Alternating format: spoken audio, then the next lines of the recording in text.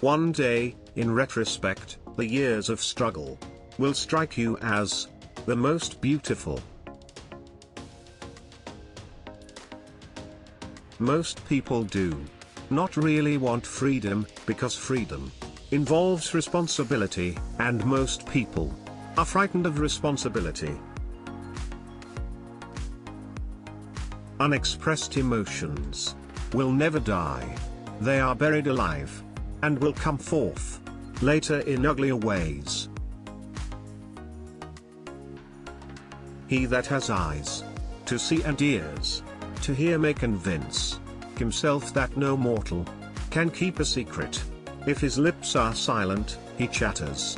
With his fingertips, betrayal oozes out of him at every pore. Religious doctrines are all illusions. They do not admit of proof, and no one can be compelled to consider them as true, or to believe in them. In the depths of my heart, I can't help being convinced that my dear fellow men, with a few exceptions, are worthless.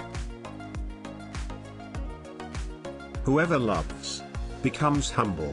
Those who love have, so to speak, pawned a part of their narcissism. Immorality, no less than morality, has at all times found support in religion. No, our science is no illusion, but an illusion. It would be to suppose that what science cannot give us we can get elsewhere. Religion is an illusion, and it derives its strength from the fact that it falls in with our instinctual desires. It is that we are never so defenseless against suffering as when we love, never so helplessly unhappy as when we have lost our loved object or its love. The virtuous man contents himself with dreaming that which the wicked man does in actual life. In the depths of my heart, I can't help being convinced that my dear fellow men, with a few exceptions, are worthless. Where the questions of religion are concerned, people are guilty of every possible kind of insincerity and intellectual misdemeanor. Neurotics complain of their illness, but they make the most of it, and when it comes to taking it away from them, they will defend it like a lioness her young. Beauty has no obvious use, nor is there any clear cultural necessity for it, yet civilization could not do without it. A man should not strive to eliminate his complexes but to get into accord with them. They are legitimately what directs his conduct in the world. There is a powerful force within us, an unilluminated part of the mind, separate from the conscious mind, that is constantly at work molding our thought, feelings, and actions.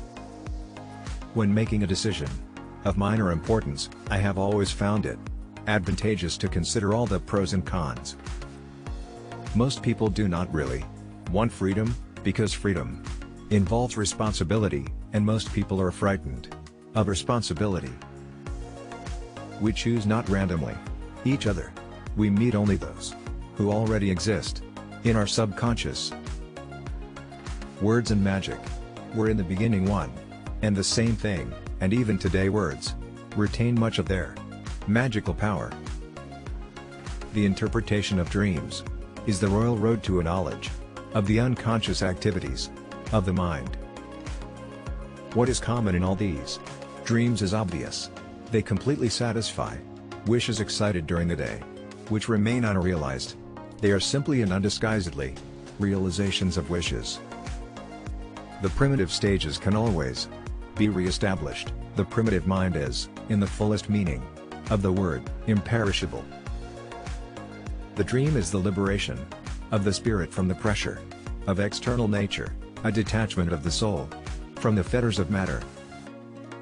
The challenge of leadership is to be strong, but not rude, be kind, but not weak, be bold, but not bully, be thoughtful, but not lazy, be humble, but not timid, be proud, but not arrogant, have humor, but without folly. Whoever loves becomes humble. Those who love have, so to speak, pawned a part of their narcissism. We are what we are because we have been what we have been, and what is needed for solving the problems of human life and motives is not moral estimates but more knowledge. The conscious mind may be compared to a fountain playing in the sun and falling back into the great subterranean pool of subconscious from which it rises. The unconscious of one human being can react upon that of another without passing through the conscious.